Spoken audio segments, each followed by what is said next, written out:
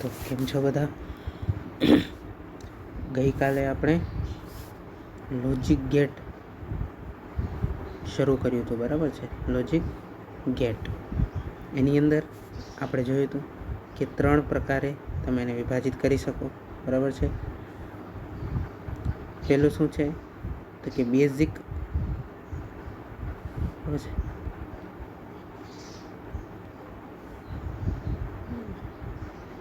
Basic gates, બરાબર છે?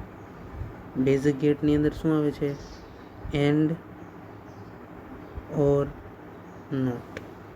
પછી આજે આપણે જે જોવાના છીએ એ છે યુનિવર્સલ ગેટ, કે જેની અંદર આવશે નેન્ડ અને નોર.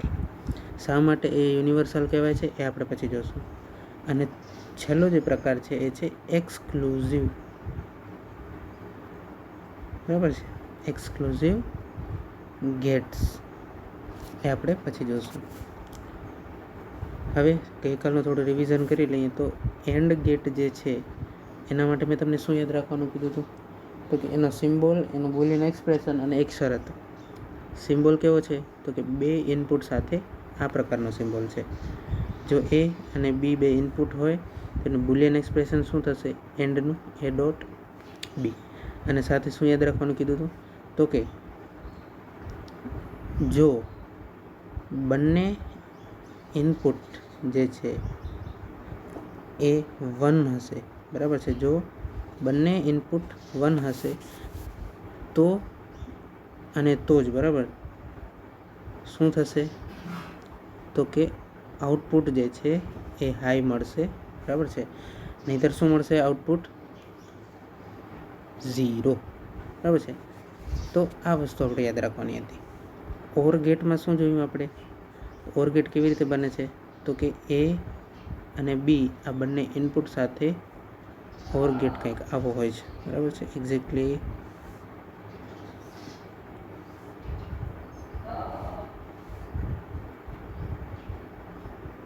બરાબર છે, આ ટાઈપ. એનું બુલિયન ઇક્વેશન શું થશે? એ પ્લસ બી. એની અંદર યાદ રાખવાનું શું કીધું હતું? કે જો બંને ઇનપુટ જે છે એ 0 હશે, બરાબર છે? તો અને તો જ, બરાબર છે, શું થશે? તો અને તો જ આઉટપુટ 0 મળશે, નહીંતર શું મળશે? આઉટપુટ આપણને 1 મળશે, બરાબર છે?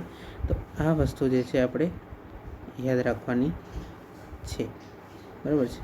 આ વસ્તુ પછી જોયું તો આપણે નોટ ગેટ. એ તો એકદમ સિમ્પલ હતો. એનો એક જ ઇનપુટ હોય છે. નોટ ગેટ કેવી રીતના બનેલો હોય છે? આવી રીતના ત્રિકોણાકાર, બરાબર છે? અને એનો આઉટપુટ એટલે કે બુલિયન ઇક્વેશન શું હોય છે? y = a બાર. એટલે કે જો એ 0 હશે તો આઉટપુટ 1 અને ઇનપુટ 1 એ 1 હશે તો આઉટપુટ 0. આજે આપણે જોવાના છીએ નેન્ડ ગેટ અને નોર ગેટ, બરાબર છે? ચાલો, એન્ડ ગેટ જોઈ ગયા હતા, ઓર ગેટ જોઈ ગયા હતા, નોટ ગેટ જોઈ ગયા હતા. હવે આપણે આવીએ છીએ નેન્ડ ગેટ. નેન્ડ ગેટનો સિમ્પલ અર્થ થાય છે નોટ પ્લસ એન્ડ ગેટ, બરાબર છે? અથવા તો હજી વધારે સારી રીતે જો તમને સમજવા માટે જો આપણે એનો ગેટનો સિમ્બોલ જોઈએ તો તમે જોઈ શકો છો કે આગળનો ભાગ જે છે એ એન્ડ ગેટ છે અને આગળ તમે બબલ જોશો. એનો અર્થ એ છે કે એની સાથે આગળ નોટ ગેટ જોડેલો છે. તમને ખબર છે નોટ ગેટનો સિમ્બોલ કેવી રીતનો છે? ત્રિકોણ અને આગળ બબલ, બરાબર છે? તો એટલા માટે આપણે કહીએ છીએ કે નેન્ડ ગેટ એટલે શું? તો કે એન્ડ પ્લસ નોટ = નેન્ડ. હવે એનો અર્થ શું છે? સૌથી પહેલાં તો જો આ તો સિમ્બોલ છે, પણ સિમ્બોલને આપણે સમજવાનું કઈ રીતે? તો કે આ છે 2 ઇનપુટ એ અને બી, આ છે નેન્ડ ગેટ, એની આગળ જોડેલો છે નોટ ગેટ, બરાબર છે? હવે જો નેન્ડ ગેટ છે, બરાબર, આખો નેન્ડ ગેટ છે. હવે મેં જે અહીંયા વાય લખ્યો છે, વાય, ચાલો વાય ડેશ કરું છું, બરાબર છે? Y dash. વાય ડેશ શું મળશે આપણને? તો કે સિમ્પલ છે. વાય ડેશ શું છે? તો કે કાંઈ નથી, એન્ડ ગેટનો આઉટપુટ એટલે કે એ ડોટ બી. હવે વાય આપણને શું મળશે? વાય એટલે શું? તો કે આ જે વાય ડેશ જે છે એને જ્યારે હું નોટ ગેટમાંથી પસાર કરું છું ત્યારે મને શું મળશે? તો સિમ્પલ છે, જે ઇનપુટ છે એટલે કે વાય ડેશનો બાર, બરાબર, જે ઇનપુટ છે એનો બાર એટલે કે એનાથી ઊંધું. તો વાય ડેશ શું છે? તો કે એ પ્લસ એ ડોટ બી છે, તો કે એનું ઊંધું શું થશે? એ ડોટ બી બાર. એટલા માટે જ જે છે એ આપણે એ બી ઇનપુટ તરીકે જ્યારે આપણે નેન્ડ ગેટને આપીએ છીએ ત્યારે આઉટપુટ આપણે શું લખીએ છીએ? Y is equal to A dot B bar, બરાબર છે. તો હવે આનો અર્થ શું થયો? તો કે સિમ્પલ, જે એન્ડ ગેટનું આપણે ટ્રુથ ટેબલ બનાવ્યું હતું, બરાબર છે, એના ટ્રુથ ટેબલથી બિલકુલ ઊંધું ટ્રુથ ટેબલ જે છે એ નેન્ડ ગેટનું હશે. એટલે એન્ડ ગેટમાં મેં શું યાદ રાખવાનું કીધું હતું? કે જો બંને ઇનપુટ જે છે એ 1 હશે તો અને તો જ આઉટપુટ શું મળશે તમને? 1 મળશે. હવે બસ એનાથી ઊંધું યાદ રાખવાનું. શેના માટે? તો કે નેન્ડ ગેટ માટે શું યાદ રાખવાનું? નેન્ડ ગેટ માટે તો કે જો બંને ઇનપુટ 1 હશે તો અને તો જ આઉટપુટ 0 હશે, નહીંતર શું મળશે? આઉટપુટ મને 1 મળશે.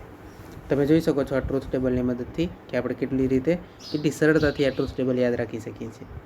આપણે ખાલી યાદ રાખવાનું છે અહીંયા એન્ડનું જ ટ્રુથ ટેબલ, અને એન્ડનું પણ ટ્રુથ ટેબલ નહીં, ખાલી એન્ડનું એક વાક્ય જ યાદ રાખવાનું છે. અને નેન્ડમાં શું છે? આગળ નોટ ગેટ લાગી જાય છે.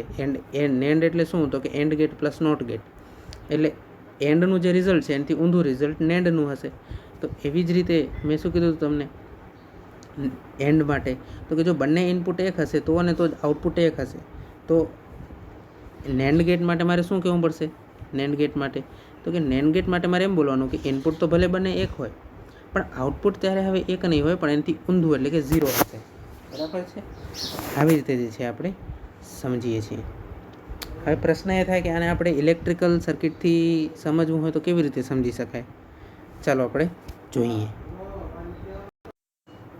ચાલો તો નેન્ડ ગેટની ઇલેક્ટ્રિકલ સર્કિટ જોઈએ. હવે જો સૌથી પહેલાં તો આપણે એ સમજવાનું છે એન્ડ ગેટની ઇલેક્ટ્રિક સર્કિટ કેવી હતી?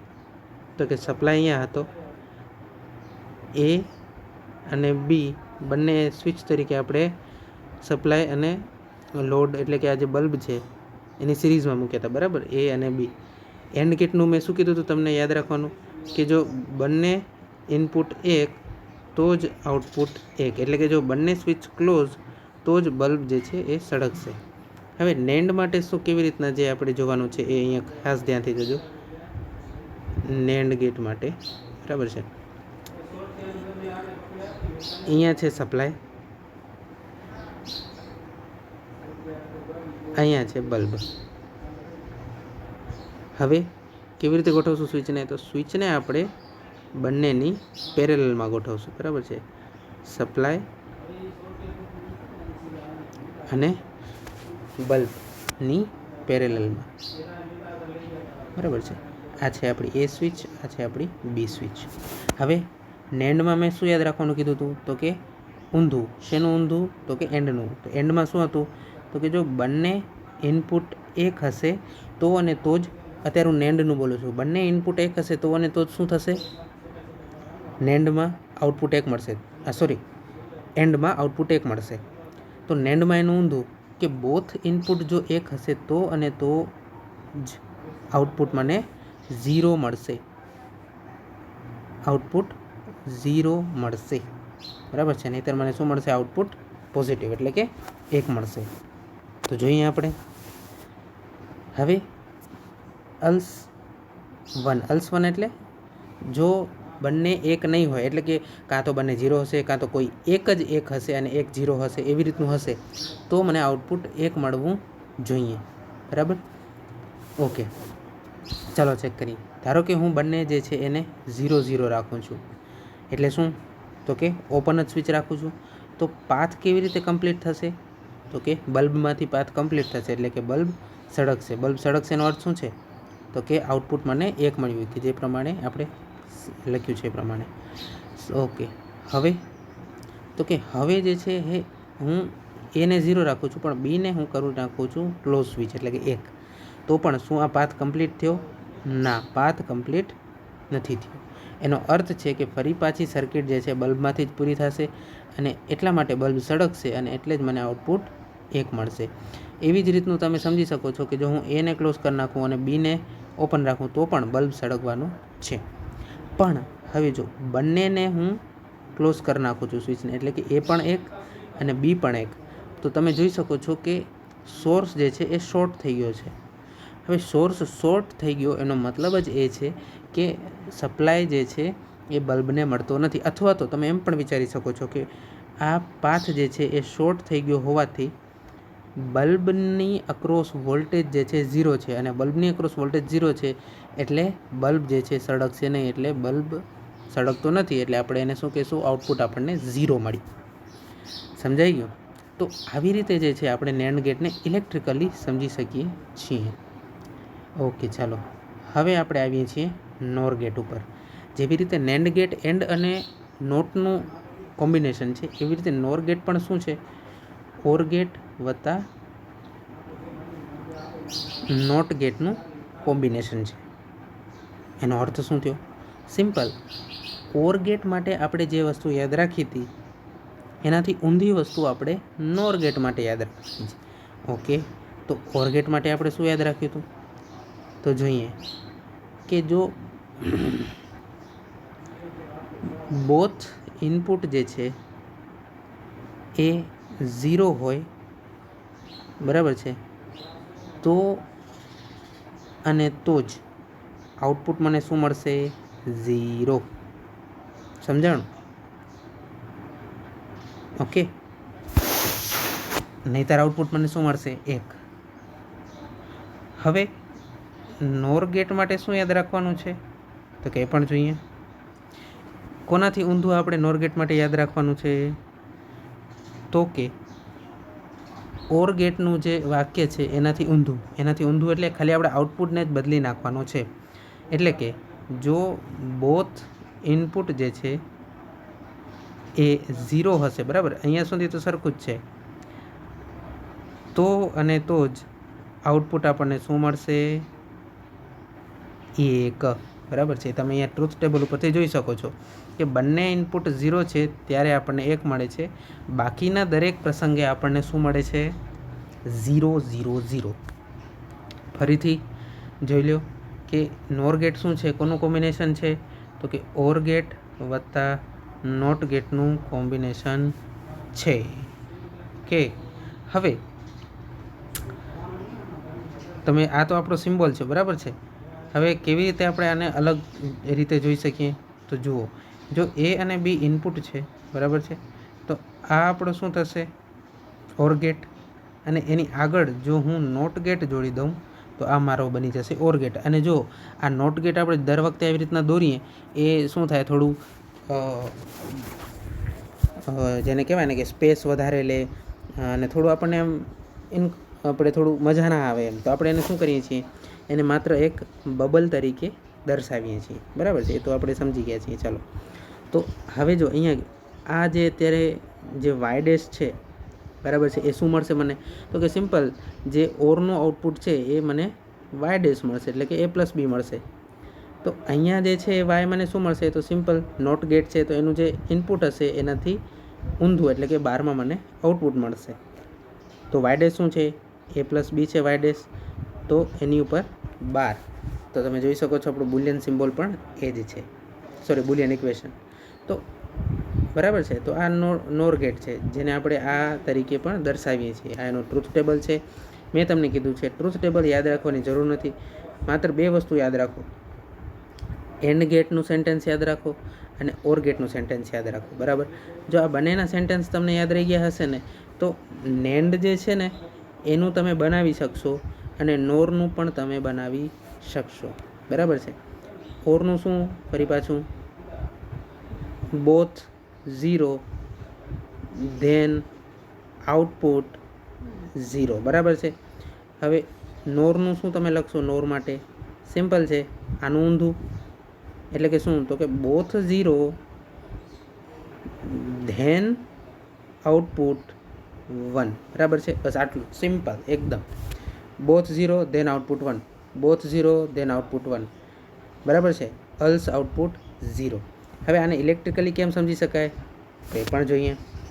હવે પહેલે એ જોતા હતા કે ઓરમાં આપણે ઇલેક્ટ્રિકલ સર્કિટ કેવી રીતે બનાવતા હતા, તો કે અહીંયા સપ્લાય હતું, 2 પેરેલલ સ્વિચ આપણે બનાવતા હતા અને એને બલ્બની સિરીઝમાં આપણે એટલે કે બલ્બ અથવા તો સપ્લાયની સિરીઝમાં આપણે જોડતા હતા.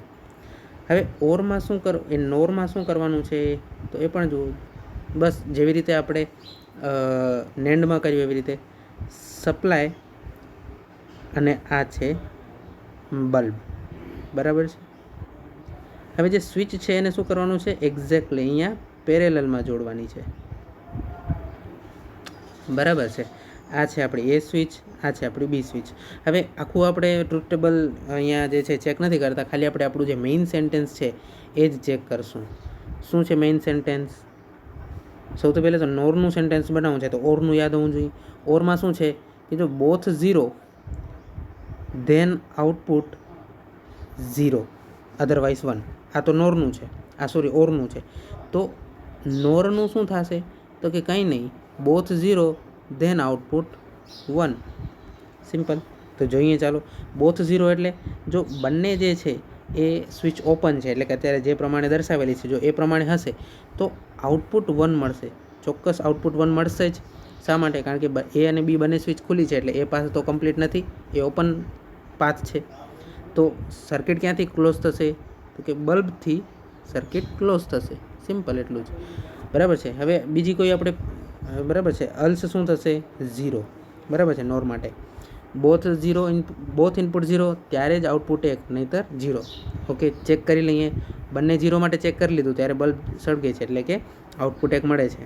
પણ જ્યારે કોઈ એકને હું સ્વિચને બંધ રાખું છું તો શું થયું સિમ્પલ કે સોર્સ જે છે એ શોર્ટ થઈ ગયો છે, બરાબર છે. સોર્સ શોર્ટ થઈ ગયો છે, બરાબર છે. એમ પણ કહી શકીએ અથવા આપણે એમ પણ કહી શકીએ કે કારણ કે બલ્બના બંને ટર્મિનલ જે છે એ શોર્ટ થઈ ગયા છે એટલે એની અક્રોસ જે વોલ્ટેજ છે એ 0 છે એટલે બલ્બ જે છે એ સળગશે નહીં, બલ્બ જે છે એ ઓફ રહેશે. એટલે કે આઉટપુટ આપણું શું મળ્યું 0. તો આવી રીતે જે છે એ નેન્ડ અને નોર ગેટને આપણે સમજી શકીએ છીએ, બરાબર છે. હવે શા માટે આ યુનિવર્સલ છે, બરાબર છે, એ આપણે આવતા લેક્ચરમાં જોશું. અત્યારે તમને ખાલી એક હિન્ટ આપી દઉં કે નેન્ડ અને નોર એને યુનિવર્સલ એટલા માટે કહેવામાં આવે છે કારણ કે એની